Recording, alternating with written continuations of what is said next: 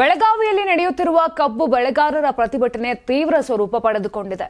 ಪ್ರತಿ ಟನ್ಗೆ 3,500 ನೀಡುವಂತೆ ಪಟ್ಟು ಹಿಡಿದು ಹೆದ್ದಾರಿ ಬಂದ್ಗೆ ಮುಂದಾಗಿರುವ ರೈತರ ಮೇಲೆ ಪೊಲೀಸರು ಲಾಠಿ ಚಾರ್ಜ್ ನಡೆಸಿದ್ದಾರೆ. ಇದರಿಂದ ರೊಚ್ಚಿಗೆದ್ದ ರೈತರು ಲಾಠಿ ಚಾರ್ಜ್ಗೆ ಪ್ರತಿಯಾಗಿ ಪೊಲೀಸರ ವಾಹನದ ಮೇಲೆ ಕಲ್ಲು ತೂರಾಟವನ್ನ ನಡೆಸಿದ್ದಾರೆ.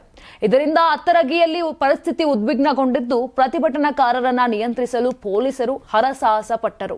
ಇನ್ನು ಮೂಡಲಗಿ ತಾಲೂಕಿನ ಗುರ್ಲಾಪುರ ಕ್ರಾಸ್ನಲ್ಲಿ ಕರ್ನಾಟಕ ರಾಜ್ಯ ರೈತ ಸಂಘ ಮತ್ತು ಹಸಿರು ಸೇನೆ ನೇತೃತ್ವದಲ್ಲಿ ರೈತರ ಹೋರಾಟ 9ನೇ ದಿನಕ್ಕೆ ಕಾಲಿಟ್ಟಿದೆ.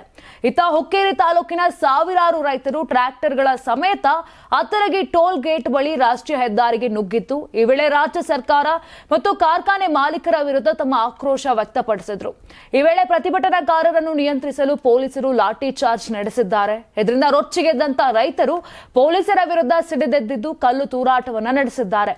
ಇನ್ನು ಬೆಂಗಳೂರಿನಲ್ಲಿ ಸಿಎಂ ಸಿದ್ದರಾಮಯ್ಯನವರು ಕಬ್ಬು ಕಾರ್ಖಾನೆ ಮಾಲೀಕರ ಸಭೆಯನ್ನ ನಡೆಸುತ್ತಿದ್ದರು. ಈ ವೇಳೆ ಹೋರಾಟ ನಡೆಸುತ್ತಿದ್ದ ರೈತರು ಹುಕ್ಕೇರಿ ತಾಲೂಕಿನ ಅತ್ತರಗಿ ಟೋಲ್ ಗೇಟ್ ಬಳಿ ಹೋಗಿದ್ದರು.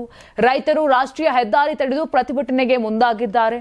ಆ ವೇಳೆ ಪೊಲೀಸರು ಲಾಠಿ ಚಾರ್ಜ್ ಮೂಲಕ ರೈತರನ್ನು ಚದುರಿಸಲು ಮುಂದಾಗಿದ್ದಾರೆ. ಇದರಿಂದ ಆಕ್ರೋಶಗೊಂಡಂತ ರೈತರು ಪೊಲೀಸ್ ವಾಹನಗಳ ಮೇಲೆ ಕಲ್ಲು ತೂರಿದ್ದಾರೆ. ಇದರಿಂದ ಸ್ಥಳದಲ್ಲಿ ಉದ್ವಿಗ್ನ ಪರಿಸ್ಥಿತಿ ಕೂಡ ನಿರ್ಮಾಣವಾಗಿತ್ತು. ಕ್ಷಣ ಕ್ಷಣಕ್ಕೂ ರೈತರ ಹೋರಾಟ ತೀವ್ರ ಸ್ವರೂಪ ಪಡೆದುಕೊಳ್ಳುತ್ತಿದೆ. ಕಲ್ಲು ತೂರಾಟ ಹಿನ್ನೆಲೆ ಪೊಲೀಸರು ಅತ್ತರಗಿ ಟೋಲ್ ಗೇಟ್ನಿಂದ ಕಾಲ್ಕಿತ್ತಿದ್ದಾರೆ.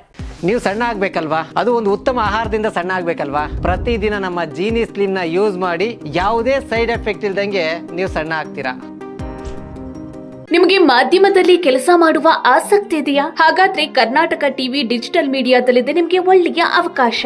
ಆಯ್ಕೆಯಾದವರಿಗೆ ಉಚಿತ ತರಬೇತಿ ಕೊಡ್ತೀವಿ. ತರಬೇತಿ ನಂತರ ಕೆಲಸ ಮಾಡುವ ಅವಕಾಶನೂ ಕೊಡ್ತೀವಿ. ಈ ಕೂಡಲೇ ನಿಮ್ಮ ಮಾಹಿತಿಯನ್ನ ಮೇಲ್ ಮಾಡಿ.